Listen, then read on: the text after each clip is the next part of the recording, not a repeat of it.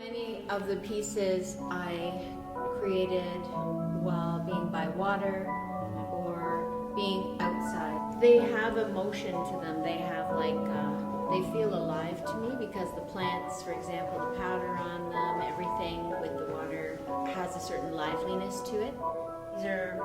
Wanted everyone to know these are my collaborators in this process.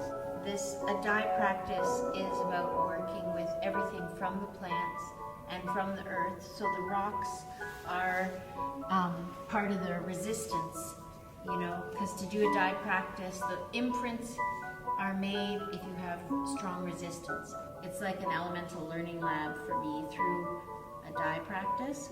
And so I feel like these elements and these materials actually speak, and they all have kind of knowledge and information as well. So they are my teachers. I do feel like these are specifically elements that come from these territories, from Anishinaabe territories, and the cedar is like a sacred element to the Anishinaabe people. I have been learning, and cedar is a huge part, plays a huge role in the practice. Indigo is one of the oldest dyes in the world. Indigo has quite a long and sordid history. Everybody always has had a longing to understand blue. And so when blue was found to be created from the glucose that comes from the plant, and when it gets fermented, it releases this. Europeans wanted to copy it to be able to capitalize on indigo as an artist, a researcher, as an art maker, and as a white woman with separate colonial privilege, I feel like it's my responsibility to engage with some of these very tense part of history. And this is this section which I'm playfully calling my elemental texts and field notes. Okay. Follow me into an exploration of water. And because water is such a critical part of a dye practice, I just wanted to keep moving into the study and the structure of water. And then I realized that patterns kept emerging and kept repeating themselves. And then I also was encouraged to think about fractals and how fractals are so prominent in everything, in nature, in our bodies.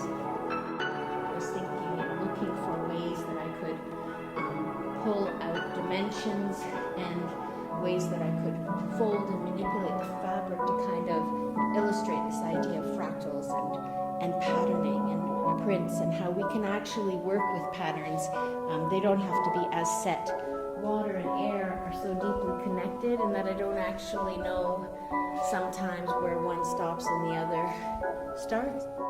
This section is about earth and soil and roots and trees. An exploration of fire, because heat is a huge part of a dye practice. Also very political. All of the elements are very political. Just talking about patterns and systems or systematic structures that exist. Inequalities, capitalism, all these things that we talked about. Yeah, just patriarchy and breaking down patterns. One of the first things that made me want to paint or draw was just witnessing nature and water and things that I don't think I could ever put in paper or even in photograph myself. And it's a lot of practice, a lot of learning and observing of nature. They come out so organic and natural, yet symmetrical, and all of these shapes are made as a response in nature, and you just capture something that you don't necessarily see right away. As a whole, I feel it's a story about patience and time, evolution, kind of like a rebirth, like a caterpillar into a chrysalis and then into a butterfly. The revealing nature of what these dyes do when they come in contact with air, water, and cloth. Sometimes they look like what you'd think they'd look like. Sometimes they're super surprising in terms of the way that they manifest color. It sort of has you look differently for a second at the world around you. And I think that's the best kind of art, that has you sort of tilt your perspective.